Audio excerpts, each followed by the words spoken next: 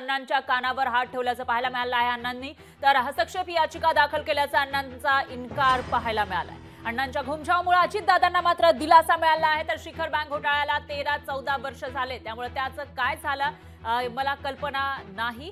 काल माझं नाव समोर आलं, ते बघितल्यानंतर म्हणालो माझं नाव कसं आलं, जे करायचं होतं मला विचारून करायला पाहिजे, मात्र ते माझं नाव आलं त्याबाबत मला कोणतीही कल्पना नाही, असं अण्णा हजारेंनी म्हटलेलं आहे। त्यामुळे आता या ठिकाणी संभ्रम निर्माण झाल्याचं पाहायला मिळतंय। शिखर बँक घोटाळा प्रकरणामध्ये अण्णा जे काही बोलले होते त्याच्यावरून त्यांनी घुमजाव केल्याचंही बोललं जातं। गेली 13 ते 14 वर्ष झाली शिखर बँक घोटाळ्याचं काय झालं, कुठं गेलं त्याच्या मला कल्पना नाही। काल मी वर्तमानपत्रात वाचलं, माझं नाव आलं, मी म्हणलं हे कोणी अचानकपणे माझं नाव टाकलंय।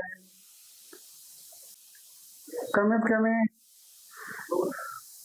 जे करायचं ते मला विचारायला पाहिजे, ते मला कल्पना नाही। लोकशाही मराठी ऐका, पहा, जागरूक रहा।